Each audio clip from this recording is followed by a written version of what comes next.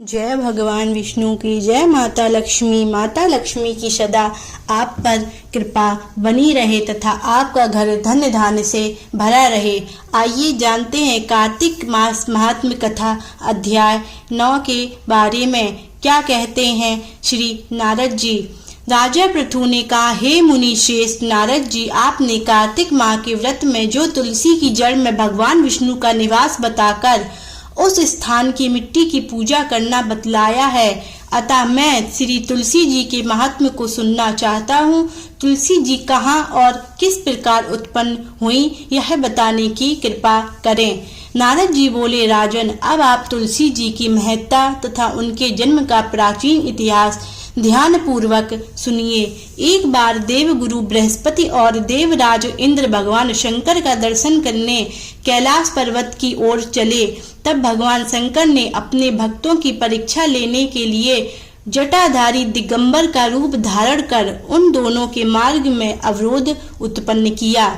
यद्यपि वह तेजस्वी, शांत, लंबी भुजा और चौड़ी छाती वाले गौर वर्ण अपने विशाल नेत्रों से युक्त तथा सिर पर जटा धारण किए वैसे ही बैठे थे, तथापि उन भगवान शंकर को न पहचान कर इंद्र ने उनसे उनका नाम व धाम आदि पूछते हुए कहा कि क्या भगवान शंकर अपने स्थान पर हैं या कहीं गए हुए हैं। इस पर तपस्वी रूप भगवान शिव कुछ नहीं बोले।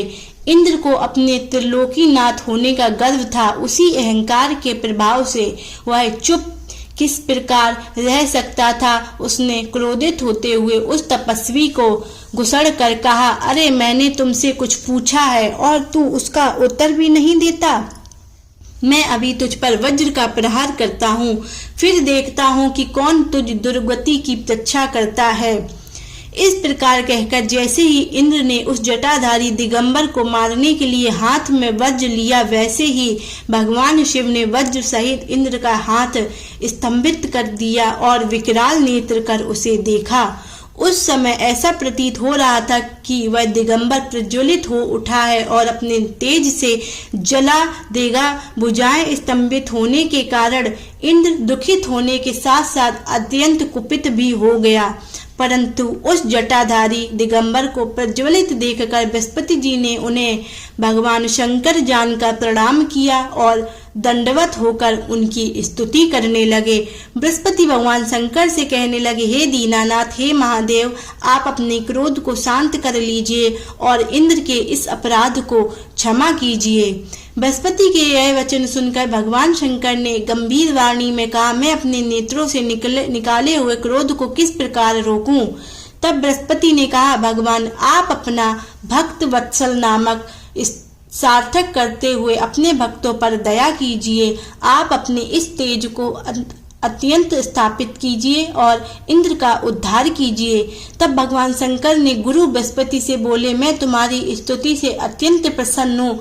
तुमने इंद्र को जीवन दान दिलवाया है। मुझे विश्वास है कि मेरे नेत्रों की अग्नि अब इंद्र को पीड़ित नहीं करेगी।